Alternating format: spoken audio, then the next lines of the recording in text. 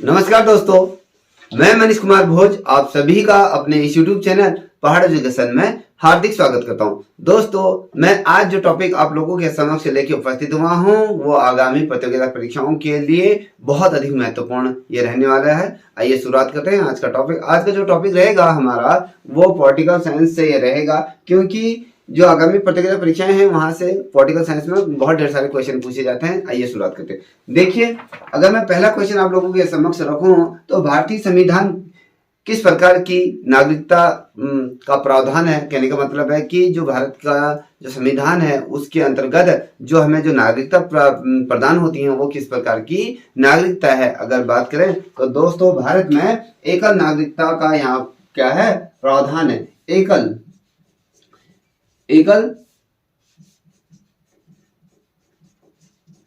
नागरिकता का क्या है, संविधान में प्रावधान। संविधान में क्या है, प्रावधान है। प्रावधान यहाँ पर है, ठीक है। अगर हम वही दूसरे क्वेश्चन की अगर बात करें तो भाषाई आधार पर गठित भारत का प्रथम राज्य कौन सा है, ये आपको बताना है। भाषाई क्षेत्र के आधार पर देखिए, भाषाई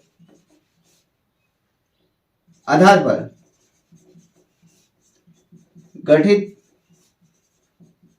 भारत का पहला राज्य बताना है आपको, ये कौन सा है। तो दोस्तों आपको पता होना चाहिए, ये आपका आंध्र प्रदेश ये राज्य है, ठीक है। बहुत ज्यादा महत्वपूर्ण है, इसे आप ध्यान में रख लीजिएगा क्योंकि यहीं से क्वेश्चन बनते हैं। अब वहीं अगर हम अगले प्रश्न की अगर बात करें दोस्तों तो देखिए, 31वें संविधान संशोधन अधिनियम द्वारा लोकसभा की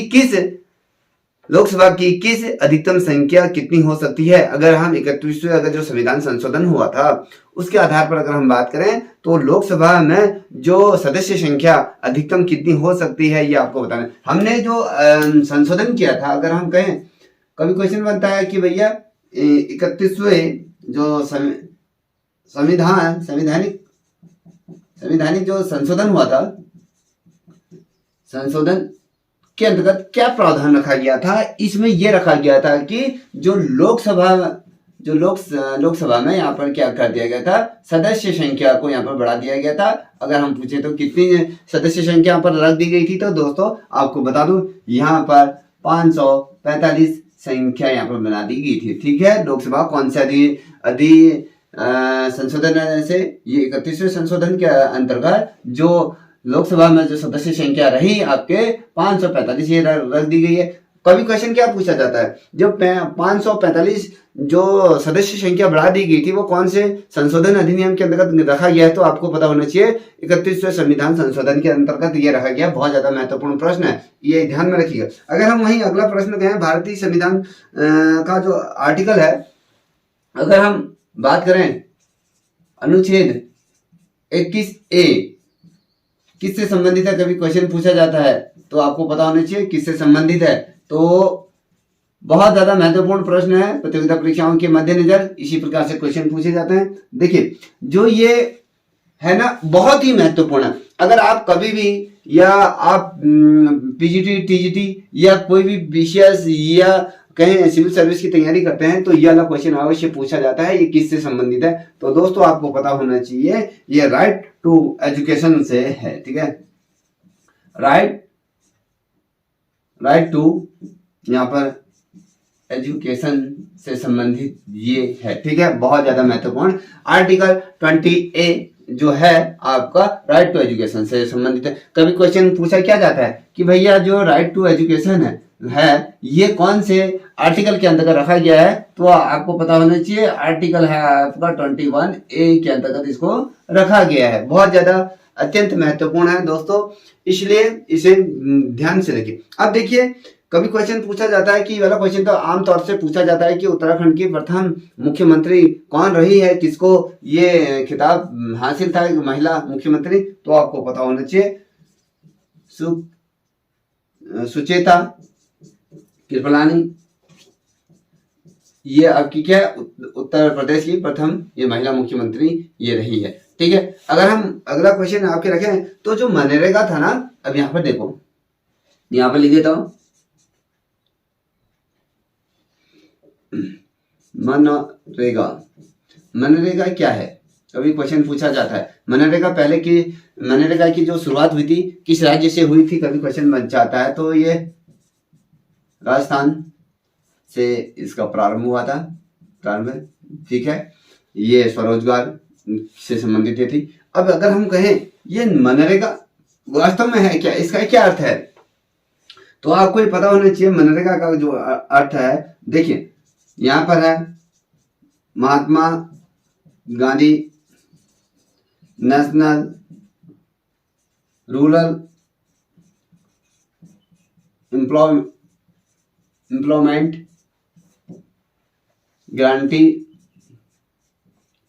गारंटी एक्ट इसे कहा गया, ठीक है। ये जो है आपका Mahatma Gandhi rural application act, ये था। इसका मेन उद्देश्य क्या था? जो इसका मेन उद्देश्य इसलिए था कि भैया हमें रोजगार को प्रदान करना था, लोगों को रोजगार एक ही क्षेत्र में जो हमारे बहुत जो पढ़े लिखे नहीं हैं उनको रोजगार से जो मुहैया कराया जाए और अधिक से अधिक लोगों को इस योजना का लाभ दिया जाए। केंद्र सरकार द्वारा ये योजना चलाई गई थी, बहुत महत्वपूर्ण योजना। कभी क्वेश्चन क्या पूछा जाता है कि ये किस राज्य से ये प्रारंभ हुआ था, तो आपको पता होना चाहिए कि भैया ये है आपका जो पहला जो शुरुआत हुई थी मनरेगा की, वो आपके राजस्थान से हुई थी, ठीक है। बहुत ही महत्वपूर्ण प्रश्न। अगर हम बात करें अगला प्रश्न, अगर कहें कि भारत के संविधान, देखिए भारत ये लिखा कह रहा है कि भारत के संविधान के अनुच्छेद आर्टिकल 331 ए में दिए गए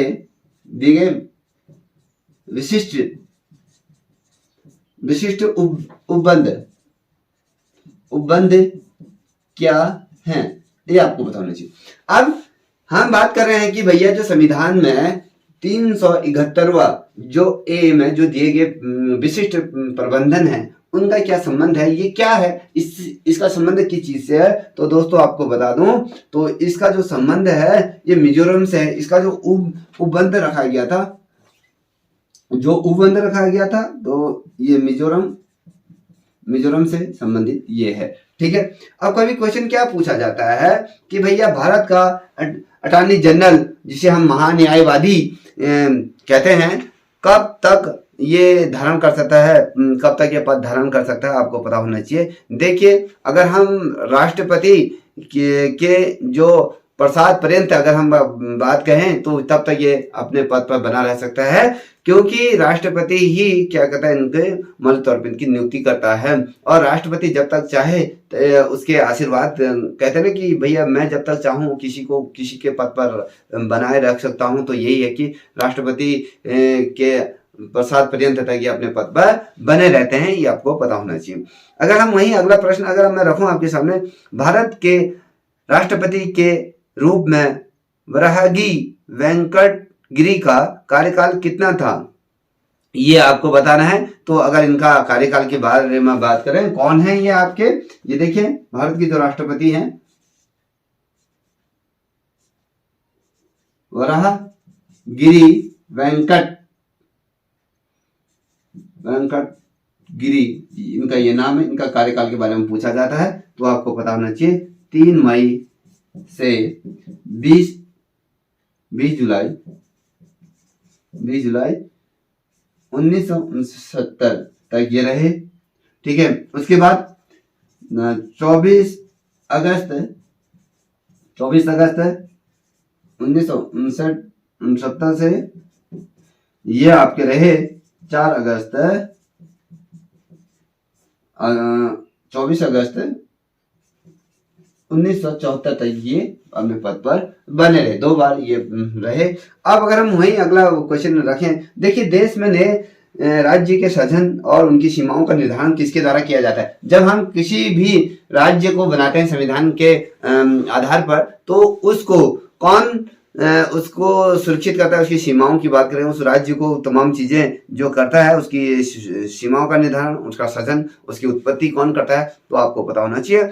ये जो अधिकार दिया गया है, ये संसद को ये अधिकार दिया गया है कि हम किसी भी राज्य का गठन कर सकते हैं और उसकी जो सीमाओं का जो संपूर्ण तामझाम है कहें, उनकी सुरक्षा का जो दायित्व बनता है वो संसद ही निर्धारित करती है। अब देखिए, राज्यसभा सदस्य बनने हेतु न्यूनतम आयु क्या होनी चाहिए। देखिए, अगर हम राज्यसभा सदस्य की बात करें तो राज्यसभा सदस्य की आयु क्या होनी चाहिए, तो दोस्तों ये 30 वर्ष इनकी आयु होनी चाहिए। 30 वर्ष की आयु अगर है तो आप राज्यसभा के सदस्य बन सकते हैं। देखिए, भारत के सुरक्षा बलों का सर्वोच्च कमांडर कौन होता है, कभी क्वेश्चन बनता है, कौन होता है। देखिए, यहां पर लिख देता हूं, जो भारत के सुरक्षा बलों के सर्वोच्च कमांडर कौन होता है, अगर पूछा जाता है तो आपका राष्ट्रपति ही होता है। और तीनों सेनाओं का सर्वोच्च प्रमुख कौन होता है, तीनों सेनाओं का जो प्रमुख होता है वो आपके राष्ट्रपति ही होते हैं। इतना ध्यान में रखिएगा, बहुत ज्यादा महत्वपूर्ण।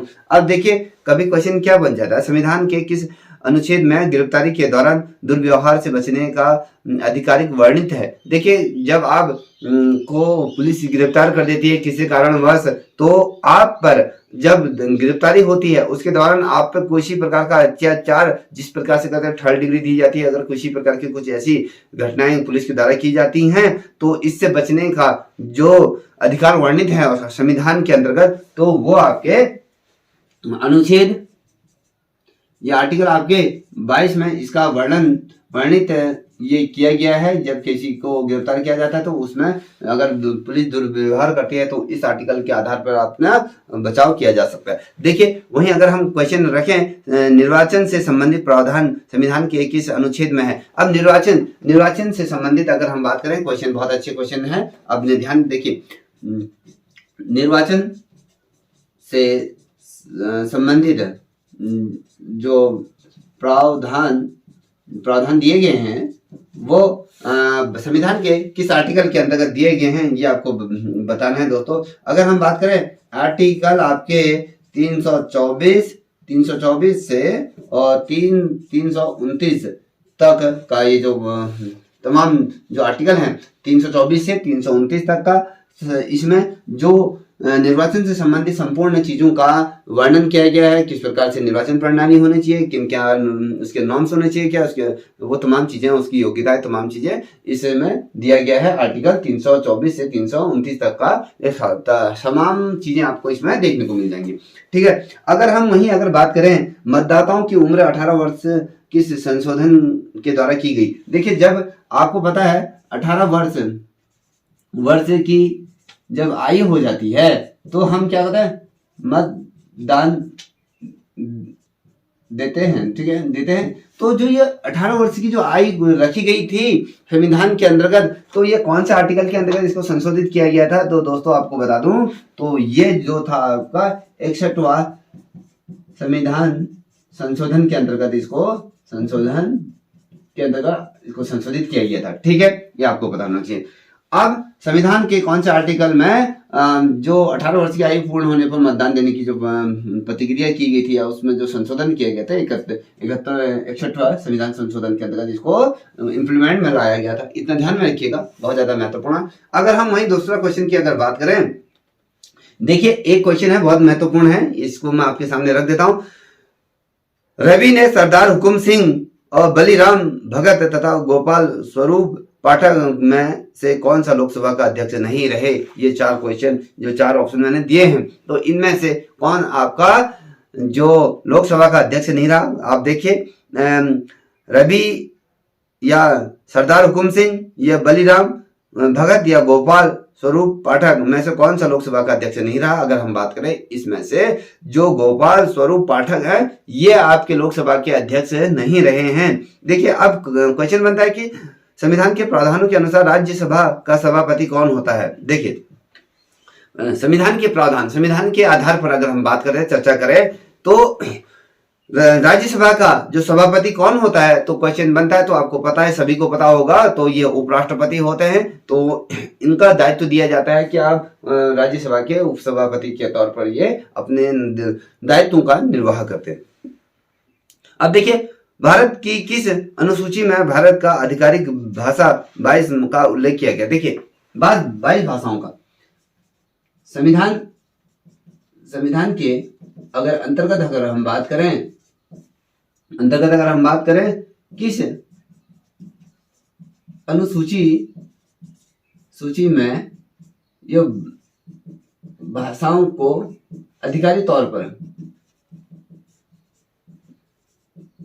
मान्यता प्राप्त है, ठीक है, कौन से आर्टिकल में है ये आपको बताना है। देखिए जो 22 भाषाओं को आधिकारिक भाषा के तौर पर दिया गया है, 22 भाषाओं को, तो वह आपके अनुच्छेद यह अनुसूची जो है आपकी, वो 8वीं अनुसूची में इन चीजों का जिक्र किया गया है, ये आपको पता होना चाहिए, ठीक है। 8वीं अनुसूची में 22 भाषाओं को सम्मिलित किया गया है, ये आपको बताना। अब सामाजिक व आर्थिक नियोजन की सूची का विषय है, बहुत महत्वपूर्ण प्रश्न है। देखिए यहाँ पर मैं इसको लिख देता हूं। देखिए सामाजिक, आप भी मेरे साथ लिखते हुए चलेगा, सामाजिक व आर्थिक नियोजन किस सूची का ये विषय है, ये आपको बताना है। अब ये किस सूची का विषय है तो आपको बता दें, ये समवर्ती सूची आपने पढ़ी होगी, अगर सूचियों को पढ़ा होगा तो ये समवर्ती सूची के अंतर्गत से आता है, ठीक है, समवर्ती सूची के आधार पर आता है। अब देखिए भारत का कौन से क्रम का जो राज्य है, तेलंगाना राज्य को जो गठित किया गया है, वो कौन से नंबर का अंतर्गत आता है, तो कभी क्वेश्चन पूछा जाता है, तो आपको ये तेलंगाना ये राज्य का गठन कौन से क्रम में होता है, 29वें क्रम का ये क्या है, आपका राज्य है, ठीक है। अब वहीं अगर हम अगला प्रश्न की बात करें तो किस संशोधन के तहत भारतीय संविधान की प्रस्तावना में समाजवादी शब्द जोड़ दिया गया। अब कौन सा ऐसा भारत का संविधान संशोधन हुआ था, देखिए भारतीय किस, यहाँ पर लिख देता हूं, किस संशोधन के आधार पर, देखिए बहुत ज्यादा महत्वपूर्ण प्रश्न है ये, किस संशोधन के आधार पर भारतीय संविधान की जो प्रस्तावना में एक शब्द जोड़ा गया था, समाजवादी जो शब्द जोड़ा गया था, कौन से उसके अंतर्गत जोड़ा गया था, कौन से संशोधन के अंतर्गत जोड़ा गया था, तो आपको बता दूं, तो जो ये था आपका यहाँ पर 42वां जो संविधान संशोधन के अंतर्गत से जोड़ा गया था, ठीक है। कौन सा शब्द जोड़ा गया था, समाजवादी शब्द को आपको इसमें इंक्लूड कर दिया गया था, ये आपको पता होना चाहिए, ठीक है दोस्तों। ये तो इसलिए बता रहा हूं क्योंकि ये जो प्रश्न है आपके प्रतियोगिता परीक्षाओं में पूछे जाते हैं, तो इसलिए आपको ये बता। अब देखिए भारत में मताधिकार व निर्वाचित होने का अधिकार किस प्रकार का अधिकार है। देखिए भारत में अगर जब निर्वाचन होता है, ये मत देने का अधिकार, जो अगर हम बात करते हैं मत देने का अधिकार, साथ ही आपका निर्वाचित होने का जो अधिकार है, किस प्रकार का ये अधिकार किसके अंतर्गत ये आता है, ये अगर हम बात करें विधिक अधिकार इसे कहा जाता है, ठीक है, इस अधिकार के अंतर्गत इसे दिया जाता है। देखिए विधिक अधिकार के तौर पर अगर हम निर्वाचन की बात करें या हम मतदान की बात करें, तो इसके अंतर्गत ये चीजें, तमाम चीजें आ जाती हैं। अब वहीं अगर हम बात करें भारतीय संविधान के किस अनुच्छेद की बात करें, कौन सा आर्टिकल ऐसा है जिसके अंतर्गत आपको राज्य परिषद का गठन किया गया है, तो आपको बता दूं आर्टिकल 263 के अंतर्गत आपका इसमें क्या किया गया है, वर्णन किया गया है राज्य परिषद का गठन किए जाने के बारे में। अब कभी पूछा जाता है कि राज्य परिषद का गठन किस वर्ष से किया गया था, राज्य परिषद का जो गठन की बात कर रहे हैं तो किस वर्ष हुआ था, 1960 में इसको प्रावधान किया है। अब कौन से आर्टिकल के अंतर्गत ये रखा गया है, तो दोस्तों अगर आर्टिकल की बात करूं 263 का अनुच्छेद 263 के अंतर्गत इसको रखा गया है, जिसमें राज्य की विधानसभा या परिषद का गठन करने का यहाँ पर चर्चा यहाँ पर की गई है, ठीक है। अब अगर हम वहीं अगर अगला प्रश्न रखें जो आपके परीक्षा की दृष्टि से बहुत ज्यादा महत्वपूर्ण, देखिए भारत में मुख्य सूचना आयुक्त तथा सूचना आयुक्तों की नियुक्ति अधिकतम कितने वर्षों तक की जा सकती है, ये आपको पता होना चाहिए। अगर हम मुख्य सूचना आयुक्त की बात करें या सूचना आयुक्तों की नियुक्ति के अधिकार के बारे में बात करें तो ये 5 वर्ष के लिए ही इनको क्या किया जाता है, नियुक्त किया जाता है, ये आपको पता होना चाहिए। अगर हम वहीं दूसरी तरफ बात करें तो कौन भारत के राष्ट्रपति को शपथ दिलाता है, आपको पता होना चाहिए। देखिए, भारत के जो राष्ट्रपति को जो शपथ दिलाते हैं, सर्वोच्च न्यायालय के जो मुख्य न्यायाधीश होते हैं, वो आपको क्या करते हैं, भारत के राष्ट्रपति को उनके पद की और गोपनीयता की क्या करते हैं, यहाँ पर शपथ दिलाते हैं। इतना आपको पता होना चाहिए। और वहीं देखिए, जो दूसरा क्वेश्चन भी आपके महत्वपूर्ण है, भारत में वन्य जीव संरक्षण अधिनियम किस वर्ष लागू हुआ था? बहुत महत्वपूर्ण प्रश्न है परीक्षा के मद्देनजर। देखिए, यहाँ पर लिख देता हूं, भारत में किस वर्ष वन्य जीव संरक्षण जो अधिनियम था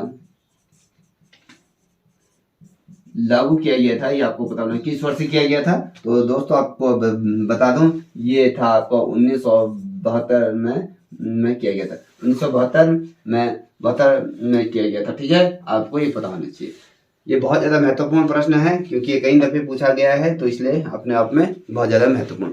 देखिए, वहीं अगर मैं बात करूं, भारतीय संविधान के किस अनुच्छेद में निर्वाचन से संबंधित प्रावधान है? मैंने आपको बता दिया है कि भैया 324 से 329 तक का यह प्रावधान इसके अंतर्गत दिए गए हैं। बहुत ज्यादा महत्वपूर्ण, पहले ही ये बता चुका। देखिए, मतदाताओं की उम्र 21 से घटाकर 18 वर्ष किस प्रावधान के अंतर्गत किया गया था? मैंने आपको बता दिया था। यहाँ पर एक क्वेश्चन मैंने यहाँ पर लिखाया गया था। देखिए, पहले जो मतदान जो देते थे, जो पहले इनकी आयु थी, वो आयु क्या थी? देखिए, 18 वर्ष की आयु देने का मतदान अधिक जो ये संशोधन किया गया था। देखो, पहले क्या था, 21 वर्ष थी आपकी मतदान देने की आयु। ठीक है, अब उसमें जो संशोधन कर दिया गया था, उसमें जो संशोधन करके इसको 18 वर्ष कर दिया गया था। 18 वर्ष जब किया गया था, तो कौन सा आर्टिकल के अंतर्गत किया गया था, कौन से संविधान संशोधन के अंतर्गत किया गया था? तो भैया 61वां संविधान संशोधन के अंतर्गत इनको क्या किया गया था, इसमें संशोधन करके 21 से 18 वर्ष इनकी आयु को कर दिया गया था। कि पहले जो मत देने का जो अधिकार था, पहले जब 21 वर्ष की आयु पूरी हो जाती थी तब आप अपने मत का प्रयोग कर सकते थे, मगर जो 61वां जो संविधान संशोधन हुआ था, उसके आधार पर अब आप 18 वर्ष की आयु जब आप पूरी होगी तो आप अपने मत को प्रयोग कर सकते हैं। ये था। ठीक है, अब देखिए, भारत के संविधान के प्रावधानों के अनुसार राज्यसभा का सभापति, मैंने इससे पूर्व भी बता दिया था कौन होता है, आपको उपराष्ट्रपति होता है। देखिए, ठीक है, अब देखिए यहाँ पर एक क्वेश्चन बहुत महत्वपूर्ण है कि भारतीय संविधान की कौन सी धारा दिल्ली को लेजिस्लेटिव असेंबली का दर्जा देती है? तो धारा, अगर हम यहाँ पर धारा 229 था। ठीक है, हाँ, 229A के आधार पर इसे असेंबली का गठन यहाँ पर किया गया था। ठीक, अब देखिए यहाँ पर अगर एक क्वेश्चन बड़ा ही अच्छा क्वेश्चन है, जो भारतीय संविधान के किस आर्टिकल में है राज्य विधान परिषद का प्रावधान किया? राज्य विधान परिषद, अब हमने राज्य विधान परिषद का भी अपने जिक्र किया था, यहाँ पर गठन की बात की थी। जो गठन हुआ था 1960 में हुआ था, परिषद की गठन हुआ था। और यहाँ पर जो ये राज्य विधान परिषद का अगर हम बात करें तो ये 169 आर्टिकल के अंतर्गत ये हुआ था। ठीक है, अब देखिए, किस वर्ष आम चुनाव पहली बार कांग्रेस पार्टी ने लोकसभा में बहुमत खोया था? आपको पता होना चाहिए 1977 में लोकसभा के अंतर्गत कांग्रेस ने अपना पूर्ण रूप से बहुमत खो दिया था। तो ये अभी आपको पता होना चाहिए। अब देखिए, कौन से संविधान के अनुसार के आधार पर प्रधानमंत्री होता है? देखिए, कौन संविधान के अनुसार प्रधानमंत्री होता है, किस इसके अंतर्गत क्या चीजें हैं अगर हम बात करें तो दोस्तों आपको बता दूं, संघ की जो मंत्रिपरिषद होता है उसका प्रमुख कौन होता है? प्रधानमंत्री होता है, क्योंकि लोकसभा का जो नेता हो जो चुना जाता है वही प्रधानमंत्री नॉमिनेट होता है आगे जाके। देखिए, संविधान के तहत किसे नए राज्य बनाने की या स्थापना करने की विधिक तौर पर शक्ति प्राप्त है? तो ये भारतीय संसद को आपको क्या है, यहाँ पर नए राज्यों का गठन करने का ये अधिकार यहाँ पर दिया गया है, ये आपको पता होना चाहिए। अब अगर हम वहीं बात करें देश के वयस्क मताधिकार के लिए न्यूनतम आयु का निर्धारण किस आर्टिकल के अंतर्गत किया गया था? तो 61 जो आर्टिकल संशोधन हुआ था तो उसके अंतर्गत किया गया था। ठीक है। अब संविधान के अस्थायी अध्यक्ष के तौर पर किसे चुना गया था? तो आपको पता होना चाहिए, सचिदानंद सिन्हा को ही यहाँ पर चुना गया था। इतना आपको बहुत याद होना चाहिए। देखिए, अगर हम वहां बात करें, देखिए कितने मौलिक कर्तव्य भारत के संविधान में दिए गए हैं, तो वो आपको पता होना चाहिए। 11 मौलिक कर्तव्य दिए गए थे। ठीक है। बिहार राज्य का विभाजन कर झारखंड को कब अलग कर दिया गया था? तो ये नवंबर 2000 में इसको वहां से विभाजित करके अलग कर दिया गया था। ठीक है। अगर हम वहीं अगर देखें तो भारतीय संविधान का कौन सा अनुच्छेद उच्चतम न्यायालय की ये स्थापना करता है? तो आर्टिकल 124 के अंतर्गत यहाँ पर क्या किया जाता है? उच्चतम न्यायालय की स्थापना का प्रावधान इसमें दिया गया है। देखिए, भारत में कुल कितने केंद्र शासित प्रदेश हैं? अगर क्वेश्चन बनता है तो अब ये कुल 7 केंद्र शासित प्रदेश थे। ठीक है। अगर हम वहीं बात पंचायती राज व्यवस्था स्थापित करने वाला देश का पहला 2 राज्य कौन कौन से थे? देखिए, पहला जो ये था आपको पंचायती राज्य जो कि प्रारंभ जहां से हुआ था आपका, एक तो आंध्र प्रदेश था, दूसरा आपका राजस्थान था। ये आपको पता भी होना चाहिए। ठीक है। अगर वहीं पंचायत भंग होने पर कितने समय के भीतर चुनाव आयोजित हो जाने चाहिए? यदि पंचायत चुनाव अगर भंग हो जाते हैं तो 6 माह के भीतर आपका चुनाव संपन्न किया जाना अनिवार्य होता है। देखिए, राष्ट्रपति अगर राष्ट्रीय आपातकाल की उद्घोषणा स्वतः किस मौलिक अधिकार को निलंबित करता है? जिस समय राष्ट्रीय आपातकाल का ये घोषणा की जाती है तो उसमें कौन सा आपका मौलिक अधिकार को निलंबित कर दिया जाता है? तो आपका स्वतंत्रता का अधिकार को यहाँ पर क्या कर दिया जाता है? निलंबित कर दिया जाता है। ठीक है। अब वहीं अगर देखें तो राष्ट्रपति लोकसभा को भंग के जो कर सकता है, कौन से आर्टिकल के अंतर्गत इसे भंग कर सकता है, उसको कौन सी शक्तियां प्राप्त हैं? तो अगर हम बात करें आर्टिकल 85 के अकॉर्डिंग आपके राष्ट्रपति लोगों की ये जो राज्यसभा लोकसभा को क्या कर सकता है? भंग कर सकता है। बहुत महत्वपूर्ण क्वेश्चन है तो इसको ध्यान में रखिएगा। देखिए, आर्टिकल 85, देखिए अनुच्छेद 85 के अंतर्गत आपका जो राष्ट्रपति है क्या आता है? लोकसभा को ये भंग कर सकता है। ठीक है। ये आपको पता होना चाहिए। ये इसलिए महत्वपूर्ण है, मैंने बता दिया है। देखिए, उच्चतम न्यायालय की पहली महिला न्यायाधीश कौन थी? तो आपको पता होना चाहिए, फातिमा बीबी इनका नाम था। ये पहली महिला ये रही भारत की जिन्हें महिला न्यायाधीश होने का ये गौरव प्राप्त हुआ था। पहली उच्चतम न्यायालय की पहली महिला न्यायाधीश होने का इन्हें गौरव प्राप्त हुआ है। देखिए, कौन राज्यसभा के लिए मनोनीत होने वाली पहली बॉलीवुड एक्टर ये रही? तो दोस्तों आपको पता होगा सभी को, नरगिस दत्त ये पहली लोकसभा सभा के लिए सदस्य ये नामित हुई थी। ठीक है। राज्यसभा के लिए आई थी, राज्यसभा के अंतर्गत इनको रखा गया था। देखिए, राज्यसभा में सर्वाधिक प्रतिनिधित्व कौन से राज्य का होता है? तो ये आपको पता होना चाहिए कि बेटा उत्तर प्रदेश से सर्वाधिक तौर पर जो चुनकर जो आते हैं सांसद, जिसे लोकसभा सदस्य कहते हैं, तो ये आते हैं। और देखिए, महाराष्ट्र से कितने लोकसभा सदस्य यहाँ से आते हैं? कितने लोकसभा सदस्यों की यहाँ पर सीट है? जैसे उत्तराखंड में 5 लोकसभा की सीटें हैं, तो महाराष्ट्र में आपके 48 सीटें आपकी महाराष्ट्र के अंतर्गत आती हैं। तो ये आपको पता होना चाहिए।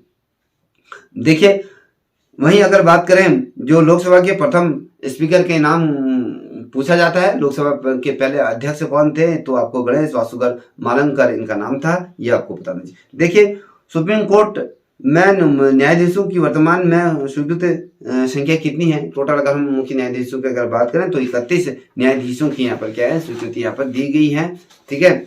अगर वहीं बात करें किस तिथि को मानव अधिकार संरक्षण अधिनियम लागू किया गया था? 1983 में ये लागू किया गया था। किस तिथि को, कौन सी? तो 28 सितंबर 1993 को इसको क्या किया था? मानव अधिकार जो संरक्षण अधिनियम था उसको यहाँ पे क्या किया था? पारित कर दिया गया।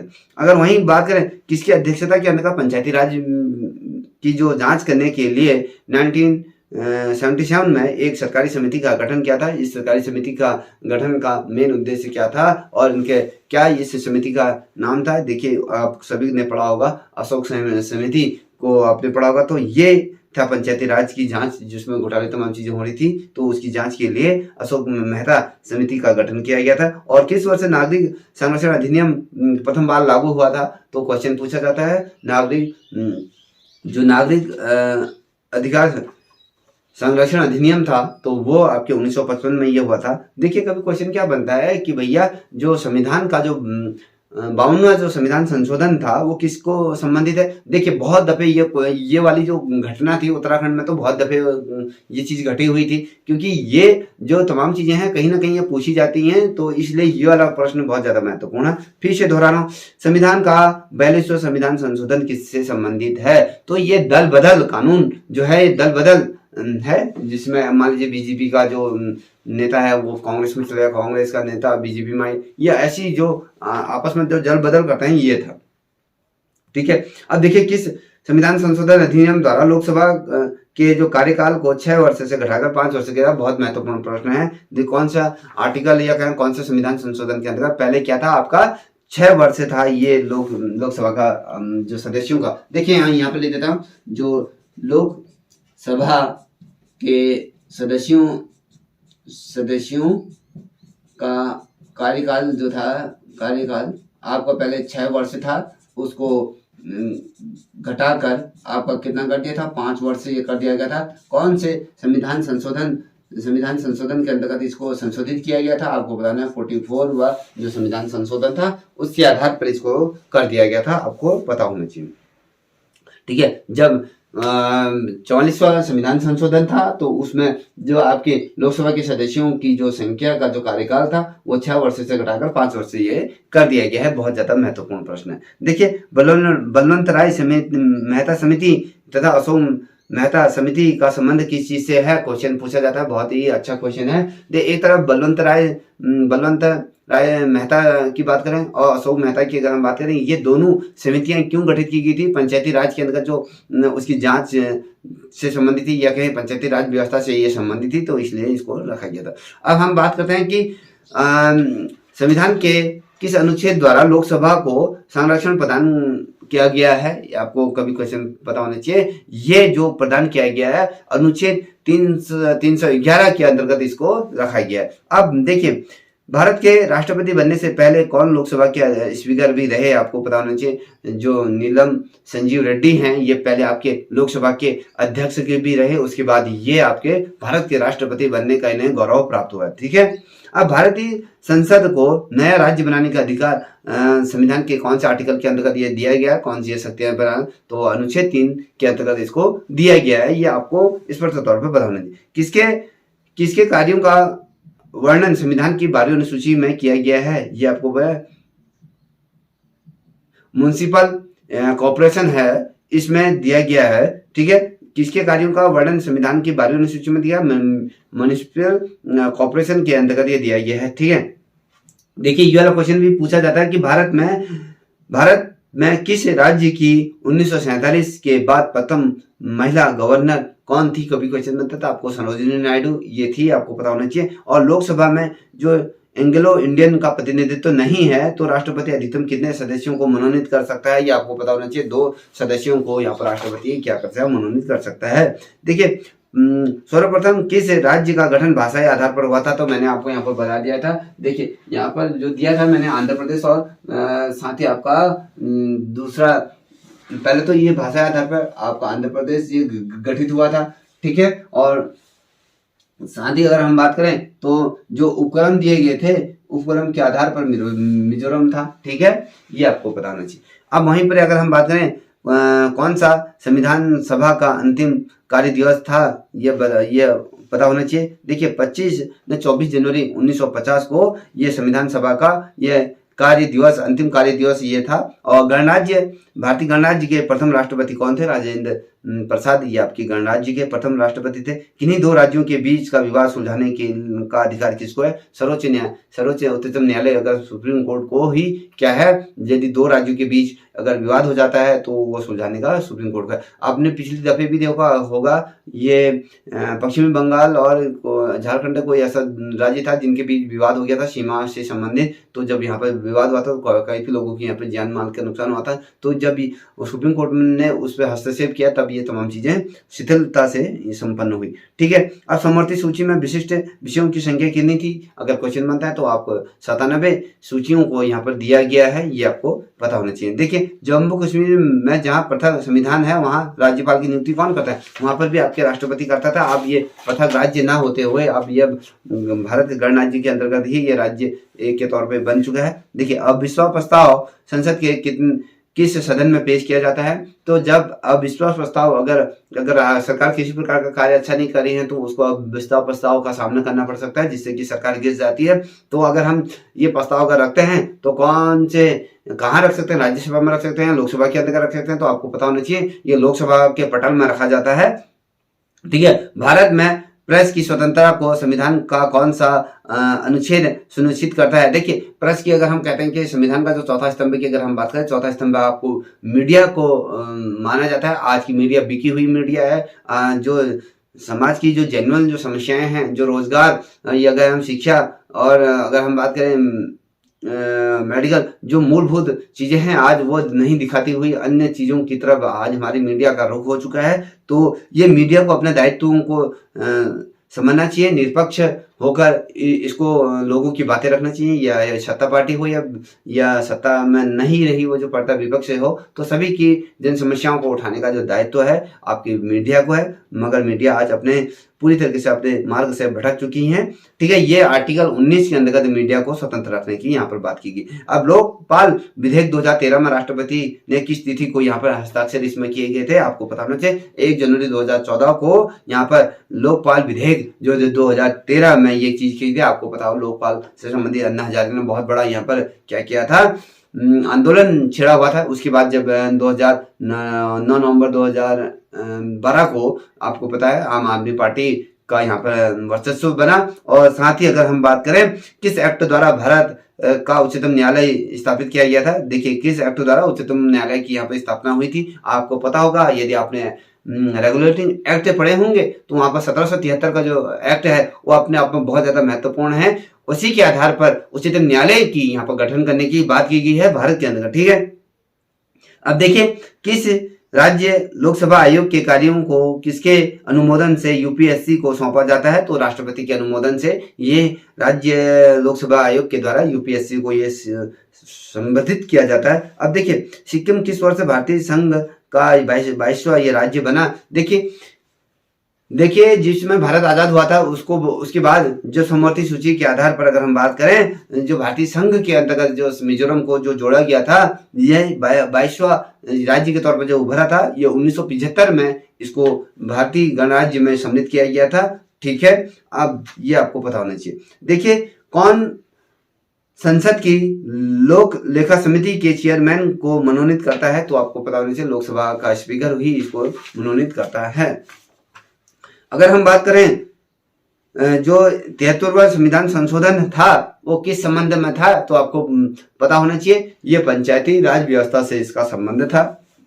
ठीक है, अब अगर हम बात करें तो जो भारतीय संविधान में उल्लेखित जो है स्वतंत्रता, समानता और संप्रभुत्व की जो संकल्पना किस देश के प्रावधान से इसे प्रेरित किया गया है? किस देश के संविधान से हमने ये चीजें ली है? तो फ्रांस के संविधान से हमने इस चीज को अडॉप्ट किया है। ठीक है, क्या है आपके स्वतंत्रता, समानता और संप्रभुत्व की जो भावना थी इसको हमने अडॉप्ट किया था। और किस दिन भारत में सूचना अधिकार अधिनियम ये राष्ट्रपति द्वारा इसे लागू किया गया था, अनुमोदन इसको मिला था, स्वीकृति में अगर मिली थी तो 15 जून 2005 को इसको राष्ट्रपति द्वारा क्या बोले स्वीकृति अनुमोदन प्राप्त हुआ था। ठीक है, अगर भी कोई भी क्वेश्चन पूछा जाता है कि सर्वप्रथम किस राज्य में बलवंत राय मेहता समिति की सिफारिशों के अनुसार पंचायती राज व्यवस्था की यहाँ पर शुरुआत की गई थी, तो आपको ये भी पता होना चाहिए कि ये आपका राजस्थान है। राजस्थान में ये बलवंत राय समिति के माध्यम से पंचायती राज व्यवस्था को यहाँ पर लागू किया गया था। अब देखिए, किसे भारतीय संविधान के अनुच्छेद 36 से 51 का संबंध है? देखिए, 36 से 51 की अगर हम बात करें तो यहाँ पर नीति निर्देशक तत्वों की हम यहाँ पर संकल्पना की बात करते हैं। नीति निर्देशक तत्व यहाँ पर आते हैं और